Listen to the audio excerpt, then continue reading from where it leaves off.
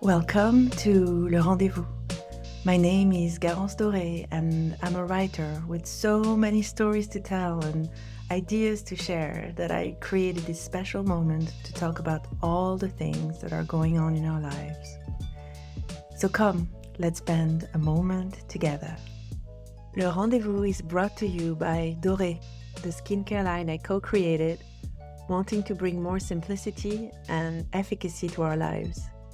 Check out the end of the episode for a special code just for you, the Rendezvous listeners. I'm so happy when I receive questions from you.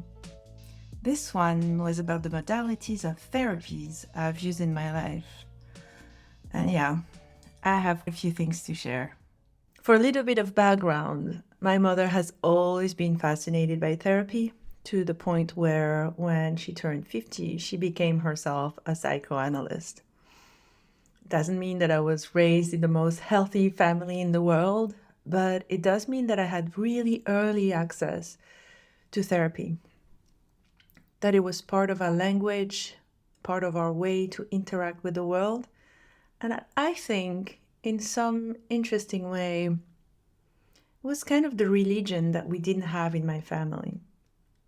And I always saw it as something you do almost as a beautiful luxury in life. I always thought, wow, being able to talk to someone about just me, being uninterrupted, receiving interesting feedback has to be one of the most luxurious things one can do. And I still think that to this day, even though now I also understand that sometimes therapy is not just luxury, it is a true necessity. So let me run you through a few of the therapies I went through. The first one I did was pushed by my mother because she was going through a horrible divorce and the atmosphere in my house was incredibly toxic. And I was an incredibly annoying teenager from what I can remember. Maybe people tell you otherwise, but that's what I remember. I was smoking like a chimney. I was very dark. I was kind of skater goth type of person, said shit to the world all the time. And I think that my mother saw that as distress, and she probably was right. So she sent me to this very elegant, refined, and very kind therapist. And I remember asking her at the first session, it was such a different time. I asked her, and it was France, okay? And I asked her, can I smoke in here? And she said yes. And the whole of my therapy was basically me crying and smoking cigarettes in her face. I developed resentment towards her very early on, and I started not going to the therapy sessions my mom was paying for. And that's basically where it ended. My theory now is that I projected all the anger that I had towards my mother on her. It took me years and years of therapy to understand how much I hated my mother at that time, but I was just too young to admit it to myself. So instead, I just hated that therapist. And maybe in that way she played a role, but what I would have told you at that time was that this was completely useless. But remember, I was this very annoying teenager. A few years later, I was a student and I was going through the most interesting and weirdest of times. I had always had this very privileged relationship with my father. And it was starting to take a place in my life that was so big that it felt a little bit unhealthy. I wasn't living the same city as him, and anytime I had him on the phone, I couldn't help myself but crying. I would literally sob and pretend that I was all right. There was something coming up each time I was thinking of him or being with him that was breaking inside of me. I was feeling sad for him. I was feeling like it was like I was going through, I don't know. And so because I had this kind of easy access in my head to therapy, the first thing I did was call my mom and say, Mom, I'm going through something. I don't know what's going on with Dad, but can't help crying. I feel really bad for him. This is eating up at me. I can't focus. Can you give me the phone numbers of a few therapists in Aix-en-Provence where I was studying? And she sent me a number of people, and I went to see them and hated them all. And so instead, I went on my own to I think it was the university council or whatever, where you can have access to free therapy. And I found someone on my own. And I think this was the first sign that something was happening. I think that my mom giving me the number to therapists was the wrong idea. I needed to remove her from the equation. Of course, it was too early for me to understand all the undercurrents of my relationship with my mom. But this was a sign. An interesting detail is that since it was free therapy, I wasn't given much of a choice. Had it been me, I would have preferred a woman therapist, but all they had was a man. My first appointment with this doctor was fabulous. Everything about it. He was this very small guy with a beard and round glasses in his big chair. Everything you can imagine. Literally, I think now when I think of Sigmund Freud, I oppose the face of my therapist on him. And I sat down and he started annoying me right away. He told me that yes, this place was free therapy, but that therapy needs to be a deal between two people. And that he would expect from me a symbolic €5. Every time I came to see him, the deal was he would listen to me for half an hour and I would pay him. And that if I forgot one session, if I didn't come, I still had to pay the money. I got a bit offended because I was like, what is he trying to get from me? But it took a very short time to understand how important this part was. Paying someone for a service rendered. Because this person is not a friend, it's not a member of the family.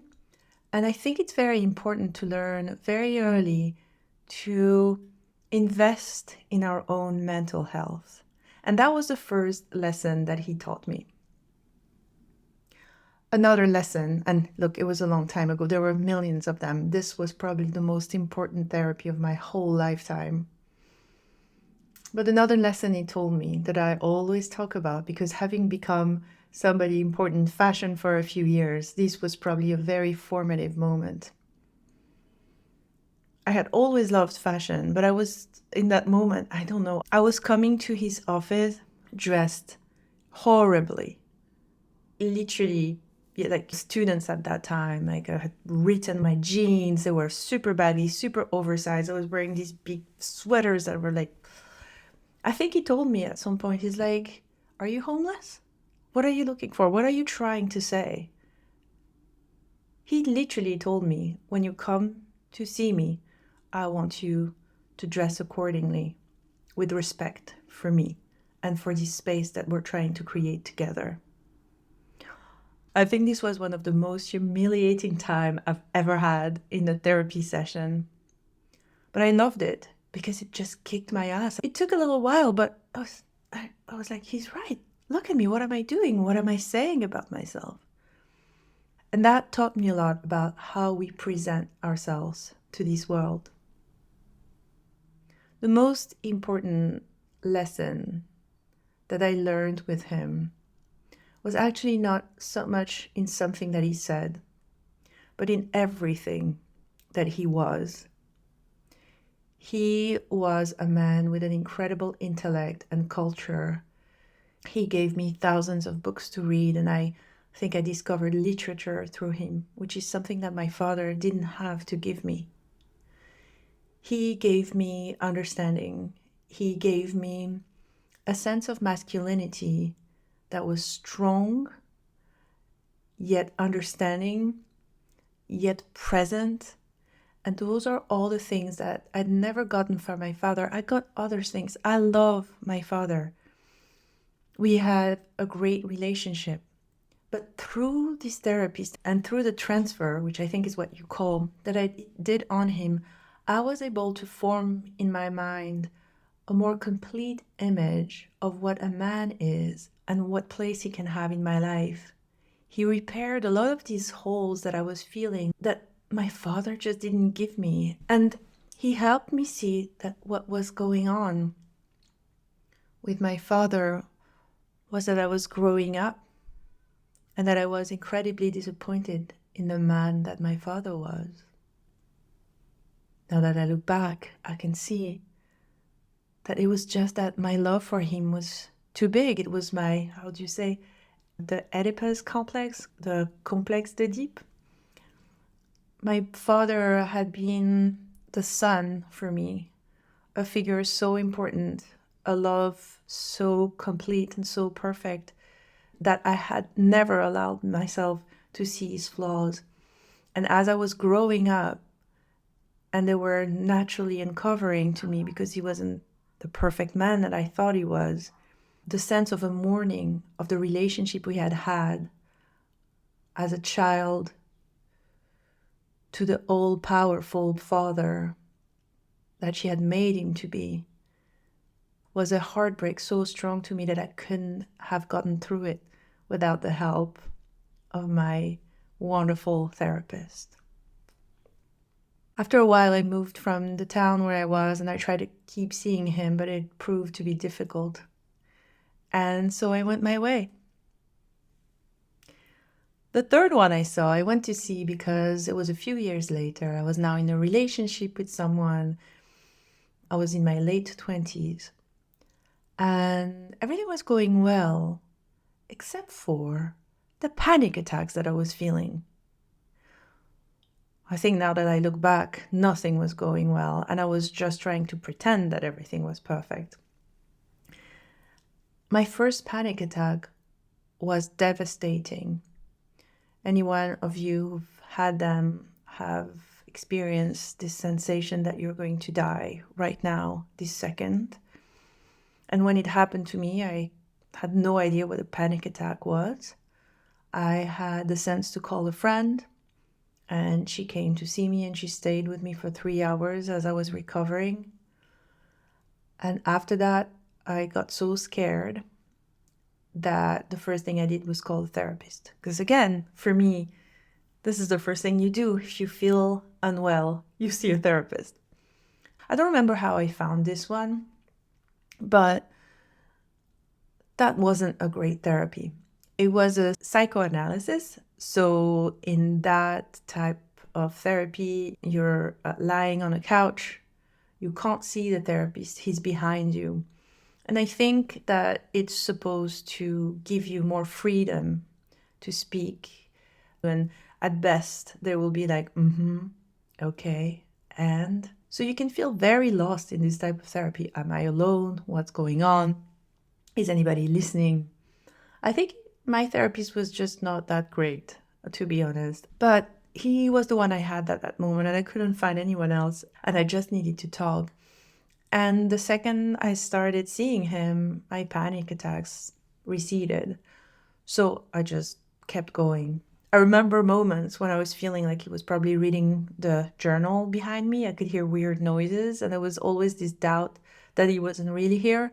I remember sessions where he hadn't said anything for the whole half hour. I remember sometimes pressing him for feedback and not receiving anything. So I would say maybe the therapy just worked for the mechanical part of having a space just for myself during the week. I think that is a very important part of therapy, is this sense of actively dedicating an hour, half an hour to yourself. And it comes also with the idea of paying someone. It's that sense of this is what I'm giving to myself. And I think in this therapy, I was like, well, this is neither bad nor great, but it's helping me and it has its place right now in my life. And I accepted it, and I think I did it for a year or two until one day I just got bored and left.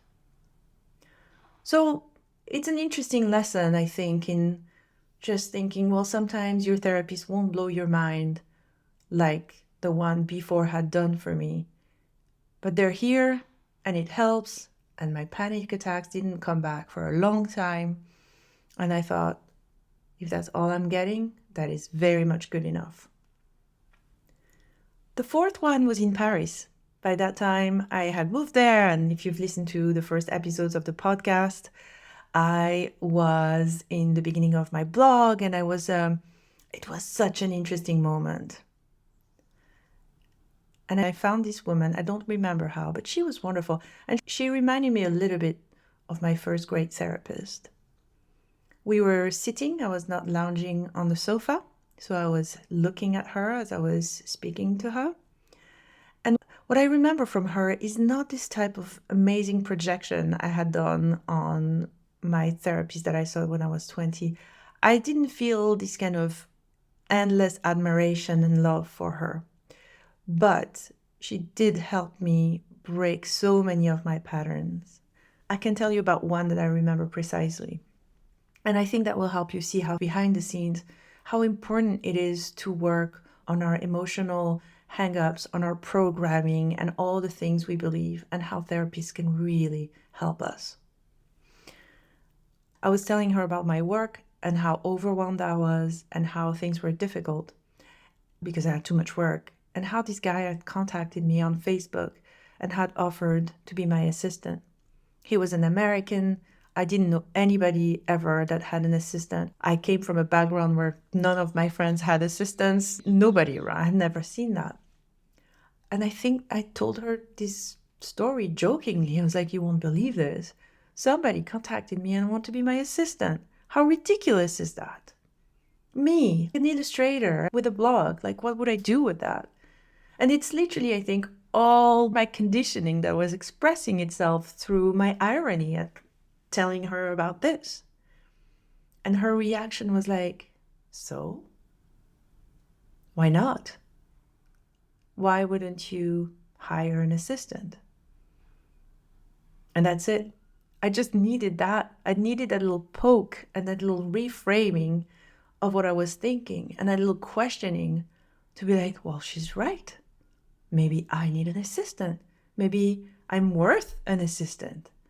And so she really helped me break a lot of these glass ceilings. And I don't think that I would have been able to grow as I did at that time hadn't she been there in the background, pushing me in all these little places where I was stifled, where I was still working on the assumptions of who I should be, who I was, where I came from, what was something we do, what was things we don't do. She helped me break these patterns and grow into somebody new and somebody different. It was incredibly, incredibly helpful. She's maybe one of the reasons that I decided one day I can move to New York. I'm going to do it. And I remember that because at that time, as you know, if you've listened to the podcast before, I had met this guy and he was living in New York. And the project was to go meet him in New York. And at the very beginning of our relationship, we broke up. I've never talked about that because who cares? There was this moment for, I think, a few months where we weren't together. And of course, my first thought was, well, there goes my New York project. Heartbroken, bringing her all the drama in the week, like a dog brings back a bone. There is really something like that with therapy. And that's why to this day, I think it's one of the most beautiful. If you find somebody good, it is a luxury, absolutely, more than any bag and shoes and restaurant that you can pay for yourself. It is the most beautiful present you can offer yourself. And so I was bringing her back the news and my broken heart and my broken projects. And I think she told me, why wouldn't you go to New York? And I told her, you're absolutely right. I don't need to have a boyfriend in New York to go to New York. I can just go. And that's what I did. And then we went back together with the boyfriend, but that's another story. And so she really helped me break many boundaries and impossibles into my own little brain. I still have a lot of these, but I think she helped me see through these patterns. And it's something that I've learned and I kept with myself and that I urge you to do all the time. When you come up with one idea that you haven't even thought about it, the thought comes from behind you, it's stronger than you. Like, of course, I'm not going to do that.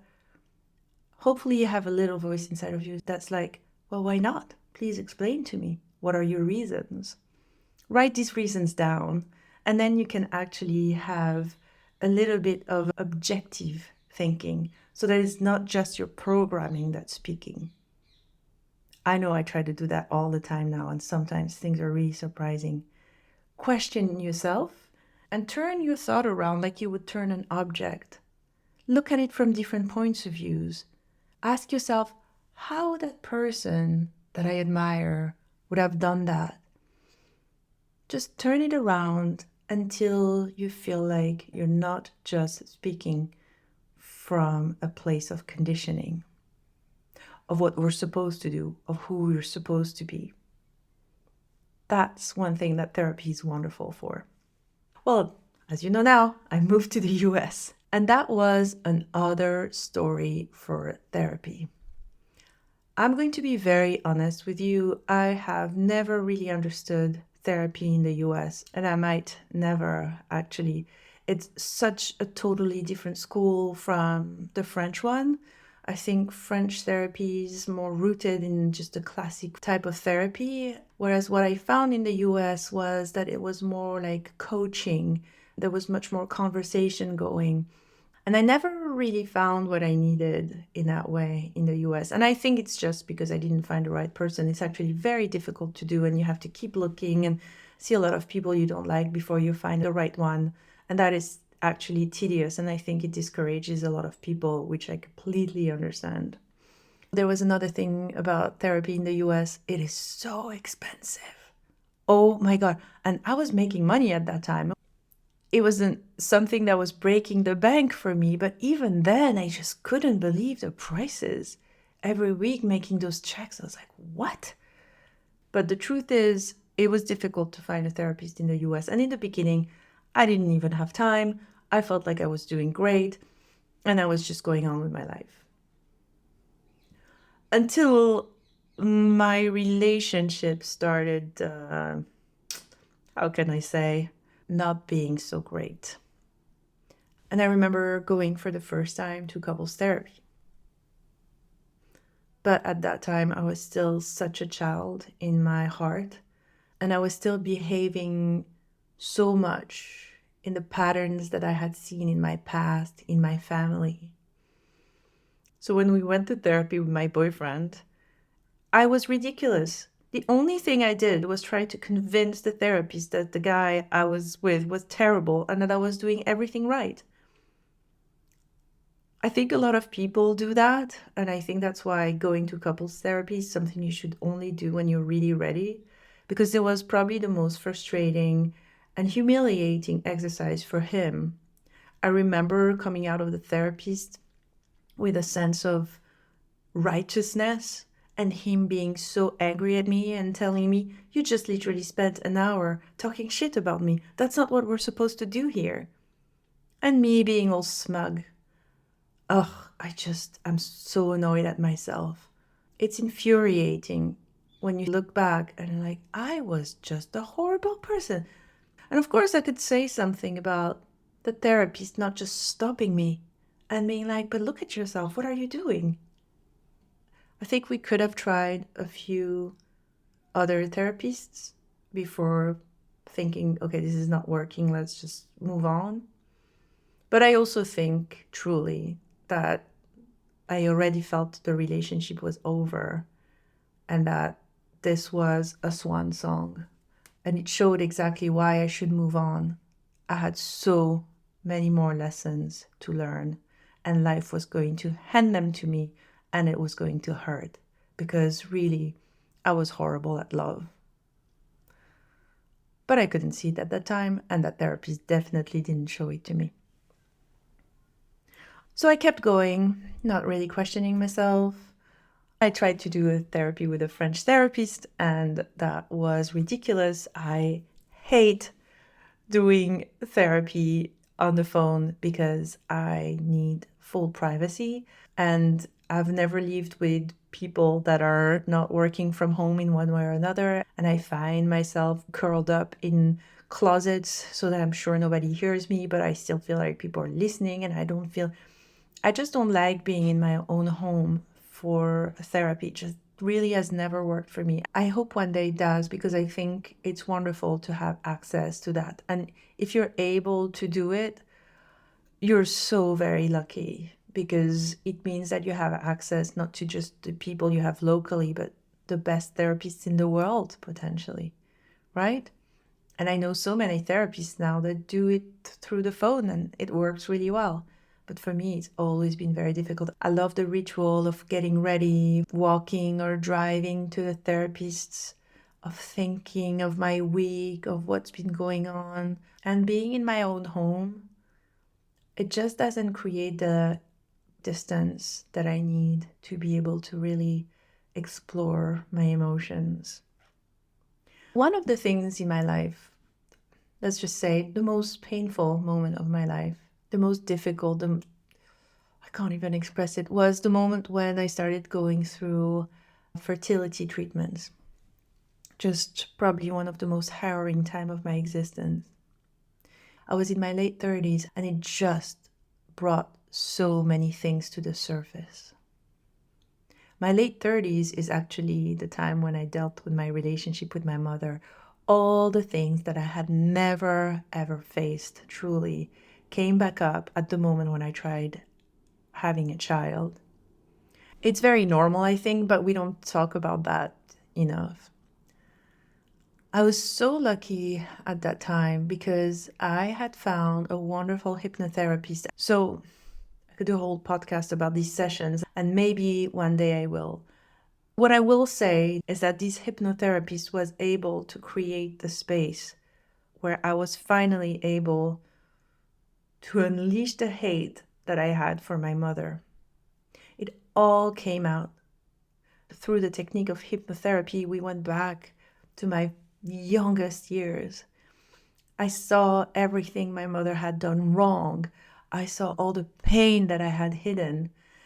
I cried tears that I had never seen before, like the oldest, deepest, most profound tears. And I went even further back to my grandmother, to our lineage, to all the suffering that I was carrying with me. We unearthed it, and it was fascinating, deep, difficult. But at the same time, the greatest thing with hypnotherapy is that it's contained. It won't last forever. You do 5 to 10 sessions, depending on how many things you have to work on. And then you're done. And it was so beautiful and intense. And being able to finally see the truth about my mother and her imperfections and stopping protecting her from my own criticism freed me so profoundly, and also allowed me to finally really love her, to finally love her with her flaws. It would take more years, because I think the impact that the hypnotherapy had on me would unfold for many years to come. And I also had to go through more fertility treatments, and more things came up for me. But this, I could say, was probably the start of a new life for me as a woman. It was a beautiful thing. And that's why hypnotherapy is a modality that I really love and recommend. You just have to find the right one. Again, it always comes down to the people. The thing with hypnotherapy, though, is that because the technique is really important, there are ways to do things, there are ways to come into it, ways to come out of it. You feel more held by that. So it's not as much about the personality of the therapist. The technique is there to hold space for you, if you will. By the way, I decided not to include the names of the therapists here, but I'll happily recommend them through my DMs. And for my hypnotherapist, I also have done an interview with her in my community. If you're ever interested, just let me know and I'll send you the link. By the time I had moved to LA, I was really into the woo-woo stuff, and I'm not so proud of myself. I mean, look, I still love the woo-woo stuff. I actually don't think it's very respectful to call the woo-woo stuff, but you understand me when I say it's the woo-woo stuff, so let's just talk about the woo-woo stuff that I went through. The most easy thing to do in LA is to find alternative types of therapies. I was going through this difficult relationship breaks and starts, and leaving my career as a fashion influencer and this fertility treatment is just a lot to manage. So I did it all. My friend recommended this person that would talk to angels. Another one got me a card reader. I did so many things. And I think one thing that I remember was that all that it made me feel was to feel very special, very different. And all of them were telling me that I had these kind of supernatural gifts, that I was a special person. And I loved hearing that, because when you're on your way to depression, when things are not going well in your life, this feels very reassuring. And I feel like sometimes that is the problem with the alternative stuff, unless you find someone that's very straightforward, whether it's astrologers, psychics, tarot readers. They know that you will be satisfied if you're told that you're very special, and they won't shy away from telling you. Through them, I started thinking that I could communicate with the universe, angels, whatever. And as I didn't know it at the time, but now I look back and I can see it. As I slowly was going down into a deep depression, I was hanging on to all this woo-woo stuff for my dear life, and they were comforting me into this slow spiraling down into a really dark hole. The last one that I saw was a manifestation coach, somebody quite famous, who told me, probably out of really good intentions, and she probably hadn't sensed how deeply, profoundly distressed and depressed I was. And she told me, you won't be able to have a baby if you can't visualize your baby. She said, I encourage you to write a letter every day to your unborn child. And I know how it sounds, but at that time, I thought, this is what I need to do. I'm going to write to my unborn child. And then when I started doing that, it felt so dark and so depressing and so bad. And I felt suddenly that I had cut ties with reality, and that I was plunged now into a world that was upside down. This was the straw that broke the camel's back. All these things were just too strong a medicine for me. I'm somebody who needs groundedness in reality. I wasn't strong enough for all that, and it literally broke me. And when I felt this sense of brokenness, of endless depression, of deep dark hole where writing to my unborn child had put me, I had a strong survival instinct, and it pushed me up suddenly. And I was like, fuck, I'm completely depressed. This is really bad. I'm going deeper and deeper into this. I need to get out of it. And I radically stopped with all the woo-woo stuff. I broke up with all my sidekicks. I just stopped with the sound bath. I stopped everything. Even yoga was too much for me. And I went to see a psychiatrist, and I was like, I am not doing well, and I think that I need antidepressants. I don't know what prompted me to ask for antidepressants. I think I just needed something clear and simple and recognized as serious, and I was just so scared of where these woo-woo path had taken me. And I also want to say, now that I'm better, I can see how great this world can be, and how great some people are in the world of alternative woo-woo-ness, whatever you want, spirituality. I think it's a bit weird to call it spirituality, but you know what I mean. It's just that if you're really fragile, these things can easily break you. So just be careful in the future. They can break you, but also you can be really attracted to them because they validate you. They tell you you're special. I mean, I ended up thinking I was this kind of priestess of I don't know what. And it can work for some people, but for me, it was a true disaster. So I started seeing this psychiatrist, And psychiatrists are not people that you're supposed to see as therapy. So I did a little bit of therapy with him and talked with him, and he was great and very smart. Still the same thing. I didn't feel very challenged by him, but he was following me as psychiatrist. He recommended me to a therapist he was working with, and I went to see her, and she kind of confirmed what I had been feeling with a lot of the therapies that I had seen in the last few years. I felt, and I'm sorry about what I'm going to say, okay? It's very pretentious, but I need to be honest. I felt much more intellectually and emotionally developed than my therapist was. She was younger than me, which is fine, but there was this lack of understanding, and I felt like many times I was the one teaching her lessons. I could see her write in her notebook when I was coming up with concepts and ideas. And I had to be honest with myself at some point. I was like, well, I'm in my early 40s. I have grown. I've read thousands of books. I have done thousands of hours of therapy. It might be that this person is just not good enough for me. I try to keep that in mind as I was going to see her. I think one day she just told me something so simplistic, and I was like, I can't keep going. And that was my second to last therapist. I just let go. I took care of myself, and everything was fine.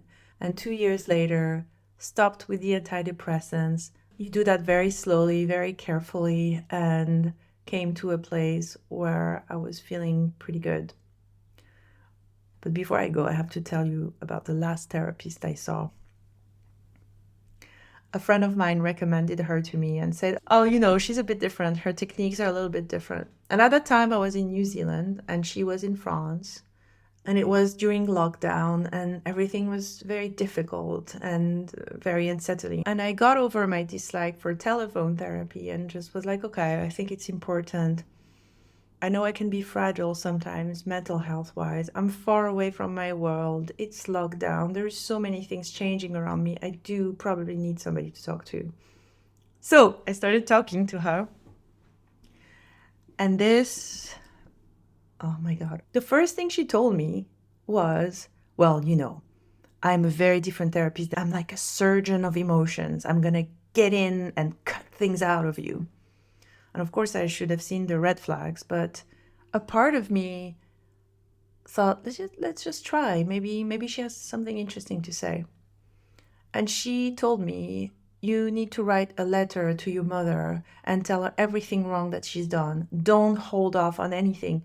And I told her, look, as much as I think this kind of work is important, I've done that work with my hypnotherapist 10 years ago, and I'm in a very beautiful relationship with my mother now. We found ourselves as adults, and I don't think I need to revisit. But she wouldn't let go. She was like, we need to go deeper. This woman abused you. And I told her, I don't think she abused me. I think she made mistakes like every mother, and really I'm at peace with her. And she just kept going. You won't be able to have children if you don't work on these relationships. And I think that by this time, I had grown into a real adult. I was able to see when something wasn't for me, to not bow to the sense of authority, to see when someone, even with a lot of credentials, was talking nonsense to me. I had clear boundaries, and I realized that most of the work was done. I had worked on my relationship with my father, my relationship with my mother, my own relationship to motherhood, or non-motherhood in that case. And I was quite well. And if the world was difficult at that moment, I didn't need someone to come in and cut my emotions open. I was feeling pretty whole. And it was a beautiful thing. And of course, I would love to find a therapist just for the luxury and the pleasure of having somebody to talk to every week or every other week about my life. If I ever do, I'll be so happy. But that this person was really not for me. I had grown. I knew what I needed and I knew what I didn't need. And I think that's one of the most beautiful results of all these years of therapies that I have done, is to know that I am the real authority of my life, is to know that I know better than anyone what's good for myself. All these years slowly taught me these things, from the horrible therapies to the great ones, from the psychics to the astrologers. All these people were there to show me who I was, whether it's through really, truly, deeply helping me, or whether it was through shocking me into having to say, no, I don't want that. I don't want anybody to play surgeon with my emotions. And that's what I told that last therapist. And I felt really happy the day I hung up the phone. I hope that you find people around you that are able to support you in your life. I hope that through this episode of Le Rendezvous, you were able to see that things don't have to be perfect to bring you closer to yourself. A bad therapy that you say no to can be as good and as formative as a great one that changes your life. It's all about what you learn through your interaction with people. So I wish you luck on your journey, and I also wish you a great week. Let's talk soon. Bye, my loves. Le Rendezvous is brought to you by Doré. Doré's latest launch, La Micellaire, is a botanical micellar cleansing water that doesn't require rinsing. Minimize bathroom time and maximize outdoor time with our super simple routine. Use code podcast10 for 10% off your first order. Thank you for listening to Le Rendezvous. If you want to know more about me, find out about my newsletter and my community, find me on Instagram at Garance Doré or at my website at garance.world. And well, if you'd like to find out how to spell that crazy name, just check out the show notes. Until next time, sending you love.